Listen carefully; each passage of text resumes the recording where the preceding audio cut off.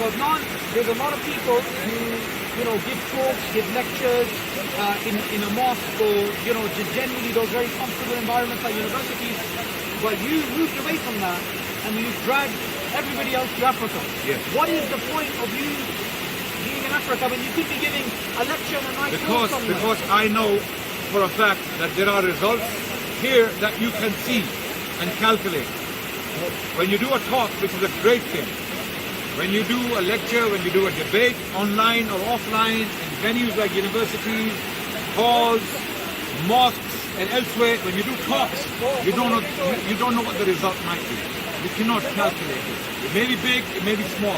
Here, when you come on the ground, when you give dawah to people in villages, they are willing to accept. What they want is people to come and tell them about Islam.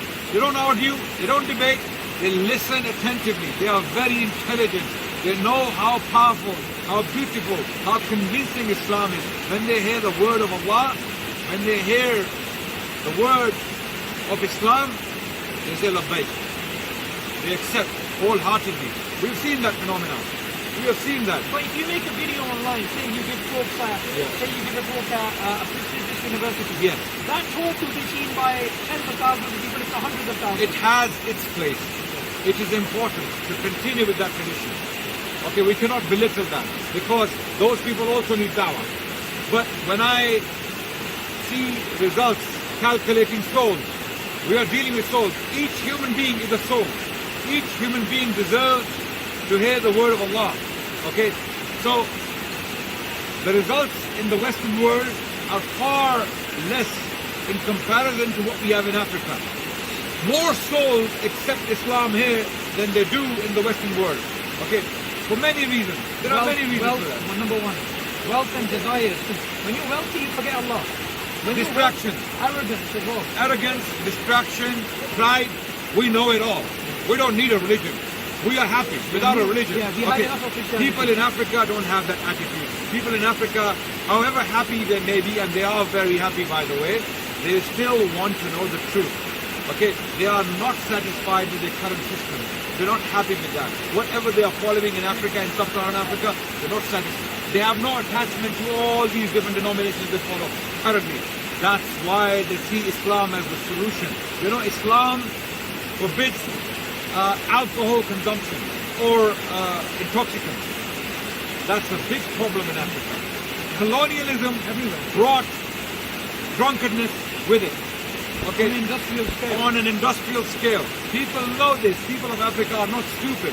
They know Islam is the solution to all their problems, be it economic corruption, be it intoxicants, call it whatever you like, right? Moral issues.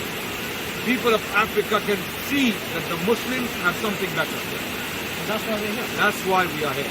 To convey this to them, and they accept in large numbers.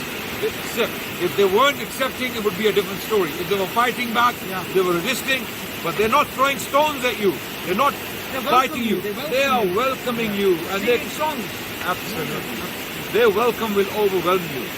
Okay? What song are they singing? I don't know the But song. that's why I want you to make this short video, Adnan. Why we cannot neglect Africa. We cannot neglect these dusty villages.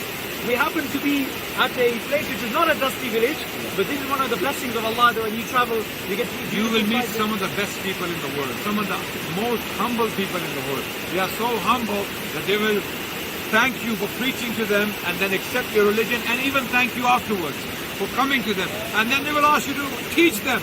Where do you find such people? Where do you find such beautiful people, such people of fitrah who are asking you to come and teach them Islam so that they accept it and then teach them how to be Muslim? Where are you going to find that? Ask for an imam. Absolutely. Ask for a Masjid. mosque. Yeah. Yes, absolutely. You're not going to find that anywhere else in the world. This is the place. Wake up and start making your way to Africa and start calling people to Islam in the villages, in the rural areas. Go to the villages, go to the remote places, go to the mountains, and you will see people will accept Islam in thousands, inshallah.